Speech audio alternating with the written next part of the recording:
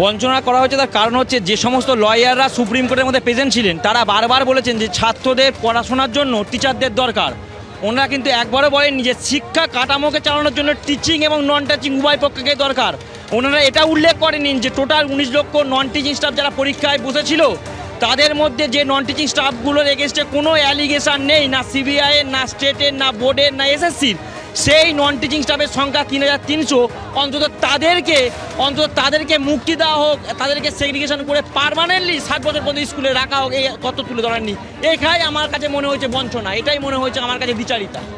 কোথাও গিয়ে কি এই দ্বিচারিতার জন্যই আজকে এই যে আন্দোলন, যে আন্দোলন আমরা দেখলাম আচার্য সদনে করছে নন টেন্ডার টিচাররা, সেই আন্দোলন তোমরাও করছো অন্যভাবে বা মধ্যশিক্ষা পর্ষদের সামনে, ভাগ করে দিল কি এই দ্বিচারিতা?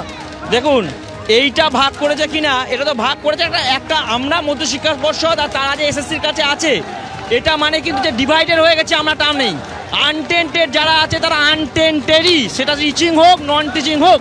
কিন্তু আমরা আজকের বেসিক্যালি যেহেতু প্রেসিডেন্ট আমাদের সঙ্গে বসবেন, তাই প্রথমে আমরা এখানে সুরাহর পথ খুঁজবো যে ওনারা কেন আমাদের বঞ্চনা করলেন, বঞ্চিত করলেন, একেবারে কেন বঞ্চনা করলেন এবং এই বিভাজনের চেষ্টা করা হচ্ছে। কিন্তু এই বার্তাটা তারা স্পষ্ট দিচ্ছেন যে কোনোভাবে তাদের ঐক্যে ফাটল ধরানো যাবে না।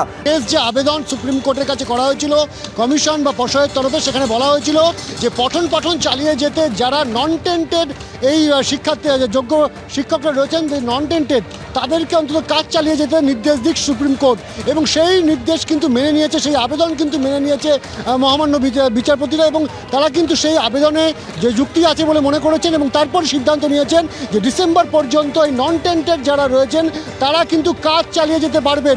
এবং সেখানে কিন্তু রায়ে পরিষ্কার করে বলা আছে যে তারই মধ্যে কিন্তু এই পুরো নিয়োগ প্রক্রিয়া নতুন করে করতে হবে, এবং যারা এই কাজ চালিয়ে যাবেন তারা নতুন করে কোনো বাড়তি সুযোগ সুবিধা পাবেন না। কিন্তু এই জায়গাতেই প্রশ্ন হচ্ছে অশিক্ষক কর্মচারীদের, তাদের যেটা বক্তব্য যে অশিক্ষক যারা রয়েছেন তারা বলছেন যে যদি সেদিন আবেদনের ক্ষেত্রে এই যে আবেদনটা যেভাবে শিক্ষকদের ক্ষেত্রে করা হয়েছিল কমিশন বা পর্ষদের তরফে, সেই একই রকম আবেদন যদি করা হতো অশিক্ষক কর্মীদের তরফে, তাহলে হয়তো তাদের কাছে রাস্তায় বসে থাকতে হতো না।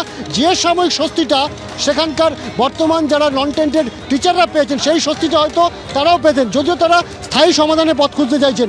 এটা হচ্ছে ললিপপ, এটা কি ললিপপ, হাতে আছে ললিপপ, খুলবো দোকান ভাজবো চপ, এই একটা আবয়বে আজকে তারা বিক্ষোভ দেখাতে এসেছেন। আপনি তো শিক্ষক, এগুলো কেন আর এটা কি?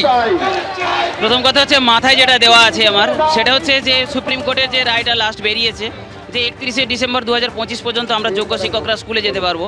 কিন্তু আমার কথা হলো যে আমরা যখন অ্যাপয়েন্টমেন্ট পেয়েছিলাম তখন তো আমাদের অ্যাপয়েন্টমেন্টে এরকম কিছু লেখা ছিল না যে 2025 31শে ডিসেম্বর পর্যন্ত আমরা স্কুলে যাওয়ার জন্য যোগ্য।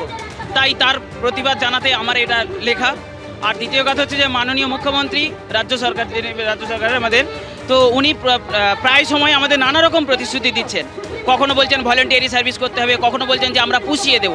কিন্তু এগুলো কথার অর্থটা কি? এখানে একটা যোগ্য শিক্ষক, আমি মনে করি যে আমাদের যোগ্য শিক্ষকদের মান সম্মান হানি করার মতো একটা কথা বলা হয়েছে।